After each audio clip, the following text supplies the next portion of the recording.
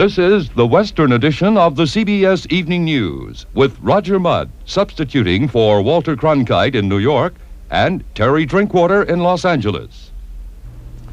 Good evening. Hurricane David today advanced on Savannah, Georgia and Charleston, South Carolina. Thousands fled the resort islands there, including elegant Hilton Head.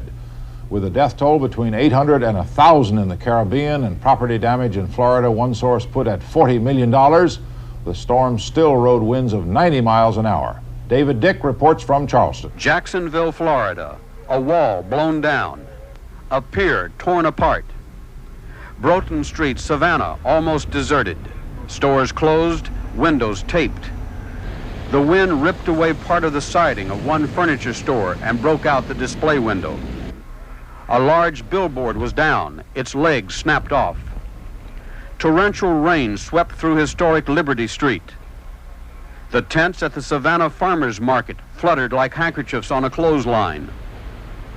With 4 to 6 inches of rain expected, flooding was widespread. The road to Savannah Beach was clogged with water and cars.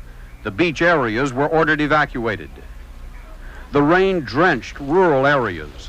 A store owner tried to fix his roof before any more of it blew away. From the Charleston Navy shipyard, vessels moved out to sea to ride out the storm. Smaller boats bobbed on the water at the mercy of the high winds. In downtown Charleston, power lines were down. The windows of the local hospital were taped. An emergency disaster team prepared sandwiches. The municipal auditorium was converted into a refugee center for hundreds of people. Many had come from a public housing project. Evacuations also were carried out in Isle of Palms, James Island, and other beach areas.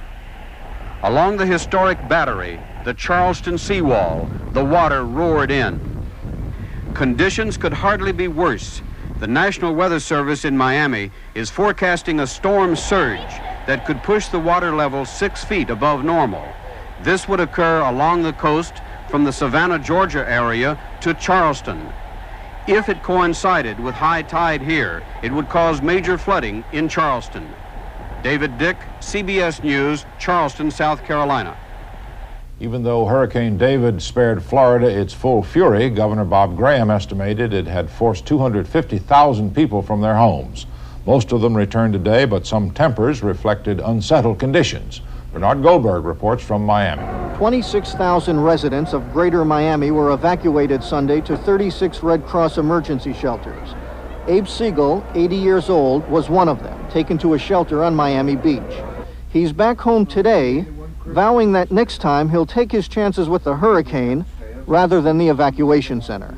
Well, the problem was that they didn't have any blankets, no pillows. Food? The National Guard, I think, brought in some cold beans and opened them out of the cans, and cold peas. That's all we had. But local officials insist that despite some problems, the evacuation basically went very well. And it's a lot better to be in a shelter and maybe uncomfortable if they didn't have a cot or a cup of coffee or something, which I'm not saying is good, but it's better to be there than to be in a home or in the ground floor of a 2 or 3 story building where you've only got an elevation of 5 feet and you've got a 10-foot flood tide. It's better to be safe than sorry. And this afternoon, Florida Governor Bob Graham said he would travel through Florida tomorrow to inspect damage, talk to evacuation officials, and personally listen to citizens' complaints. Bernard Goldberg, CBS News, Miami.